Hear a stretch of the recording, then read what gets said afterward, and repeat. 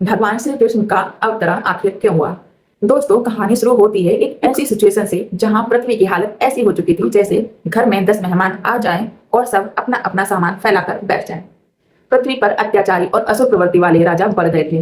बेचारी पृथ्वी बोली, भाई अब मेरे से ये सब नहीं संभल रहा। और यहीं से शुरू होती है भगवान श्री कृष्ण के अवतरण की कहानी। पृथ्वी देवी गाय का रूप लेकर ब्रह्मा जी के पास पहुंची। अब सोचिए, पृथ्वी खुद जाकर कंप्लेन कर रही है, ब्रह्मा जी सिचुएशन बहुत खराब है, धरती पर अत्याचार इतना बढ़ गया है कि मेरा लोड ही नहीं उठ रहा। वह रोने लगी और अपनी परेशानी बताई। मतलब जब धरती पर अधर्म और अत्याचार बहुत बढ़ गया तो पृथ्वी ने देवताओं से मदद मांगी। ब्रह्मा जी ने सोचा ये कंप्लेन मेरे लेवल की नहीं है भाई, ऊपर वाले डिपार्टमेंट में जाना पड़ेगा बस। तो ब्रह्मा जी, शिव जी और दूसरे देवताओं को लेकर सिरसागर पहुंचे, वहां जहां भगवान विष्णु का निवास स्थान माना गया है। देवताओं ने भगवान विष्णु की स्तुति की। वेदों में पुरुष सूक्त नाम की एक विशेष स्तुति है जिसके द्वारा भगवान की प्रार्थना की जाती है। मतलब उस समय देवताओं ने भगवान से कहा, प्रभु धरती पर प्रॉब्लम हो गई है, अब आपका इंटरवेंशन चाहिए। भगवान विष्णु ने संदेश दिया, चिंता मत करो, मैं पृथ्वी पर प्रकट होऊंगा। और सिर्फ भगवान ही नहीं, देवताओं को भी पृथ्वी पर अलग अलग परिवारों में जन्म देना होगा ताकि भगवान के कार्य में सहायता कर सके। यानी भगवान ने यहाँ पूरा टीम प्रोजेक्ट बना दिया। मैं अकेला नहीं करूंगा, तुम लोग भी नीचे आओ और असाइनमेंट कंप्लीट करो। अब भगवान श्री कृष्ण कहाँ जन्म लेने वाले थे? भगवान ने बताया कि वे वसुदेव के पुत्र के रूप में प्रकट होंगे और उनके साथ देवताओं को भी अलग अलग अच्छे परिवारों में जन्म लेना था। उद्देश्य था असुरों का विनाश, धर्म की स्थापना, पृथ्वी का भार कम करना, यानी आने वाला था अधर्म वालों का फाइनल वार्निंग। अब कहानी आती है मथुरा की। उस समय यदुवंश का बहुत महत्व था। यदुवंश के राजा थे सूरसेन और उनकी राजधानी थी मथुरा। मथुरा उस समय बड़ी महत्वपूर्ण नगरी थी। अब कहानी धीरे धीरे कृष्ण जन्म की तरफ बढ़ रही थी। अब एंट्री होती है वसुदेव और देवकी की। दोनों का विवाह हुआ और देवकी का भाई था कंस।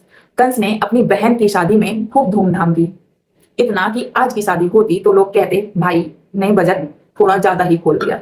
रथ, घोड़े, हाथी और बहुत सारे उपहार और धन संपत्ति दिए गए। और सबसे मजेदार बात, कंस खुद ही अपनी बहन देवकी के रथ का सारथी बनकर उसे विदा करने जा रहा था। यानी उस समय तक कंस था बेस्ट ब्रदर अवार्ड विनर। लेकिन कहानी में अभी एक ट्विस्ट बाकी था। जैसे ही देवकी और वसुदेव जा रहे थे, अचानक एक आकाशवाणी हुई, देवकी का 8वां पुत्र कंस का वध करेगा। बस इतना सुनना था कि कंस का पूरा भाई वाला प्यार भाई बहन से मैं अभी हत्या कर दूंगा में बदल गया।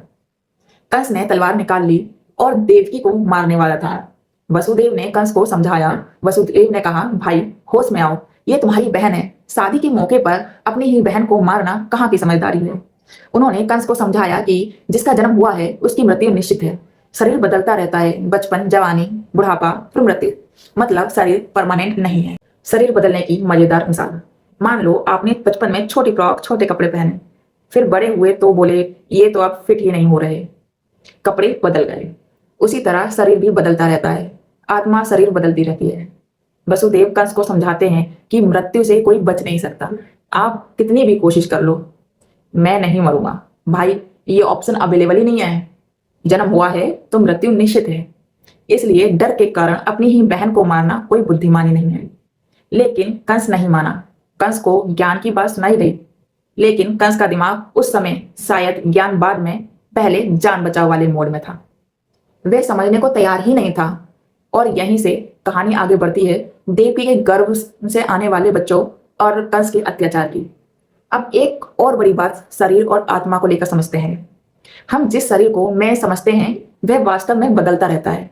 जैसे सपना देखते समय भी हमें अलग अलग चीजें वास्तविक लगती हैं, उसी तरह मनुष्य अपनी मानसिक कल्पना और इच्छाओं के कारण अलग अलग शरीरों और परिस्थितियों से जुड़ता रहता है।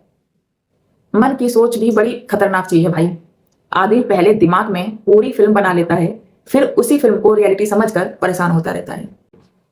तो दोस्तों, कहानी में अभी श्री कृष्ण की एंट्री बाकी है, लेकिन कंस को पहले ही पता चल चुका था कि उसका फ्यूचर कौन खराब करने वाला है।